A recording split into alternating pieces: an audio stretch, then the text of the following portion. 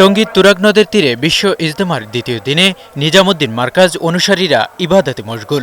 ইজতেমার মূল মঞ্চ থেকে বিভিন্ন ভাষায় ইসলামী বিধিবিধানের উপর দিকনির্দেশনামূলক বয়ান দিচ্ছেন জ্যেষ্ঠ মুসল্লিরা। 85টি খিত্তায় বয়ান শুনছেন দেশি বিদেশি লাখো মুসল্লি। এ সময় মুসল্লিরা ইজতেমা আয়োজনে সফলতার জন্য বাংলাদেশের প্রশংসা করেন। তো যত কথা বলবো, যত দাওয়াত দিব, অতই কথা শিখবো, অত ইমান আমার মজবুত হবে। সমস্ত উম্মতি মুহাম্মাদি যাতে আল্লাহ তাআলার সাথে সম্পর্ক হয়ে যায়। আল্লাহ রাস্তায় বের হয়ে যে অন্য মানুষকেও দিনের দাওয়াত দেওয়ার জন্য এখানে ইন্সপায়ার করা হয়। এখানে মানুষ এলে আলোচনা চর্চা করলে মানুষ বুঝতে পারে যে আমার আসল মকসদ দুনিয়া লয় আখিরাত। পুরো দুনিয়াতে দিন ছড়াইছে এই তাবলিগ জামাতের মাধ্যমে। আল্লাহ রাসূল সাল্লাল্লাহু আলাইহি ওয়াসাল্লাম এই দাওয়াত নিয়ে দুনিয়ার আনাচে কানাচে গেছেন। আগামীকাল রোববার নিজামুদ্দিন মার্কাজের শীর্ষ মুরব্বী সাদ কান্দলভির বড় ছেলে মাওলানা ইউসুফ বিন সাদ আখিরি মোনাজাত পরিচালনা করবেন। কেউ কোনো অপপ্রচারে কান না দিয়ে সবাই দলে দলে ইজতেমায় আসেন এবং আখিরি মোনাজাতে শরীক হয়ে নিজেরা এই ইতিহাসের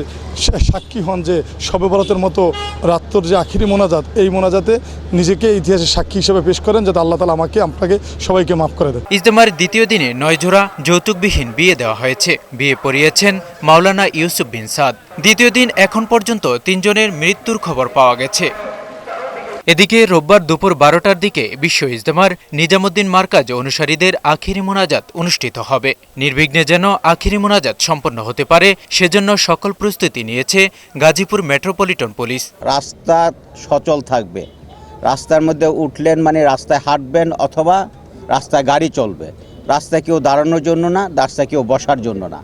এই জিনিসটি যদি আমরা ধরে রাখতে পারি তাহলে আমার মনে হয় যান চলাচলের কোনো অসুবিধা হবে না। আখিরি মোনাজাত শেষে দিনের দাওয়াতে বের হবেন দেশি বিদেশি মুসল্লিরা।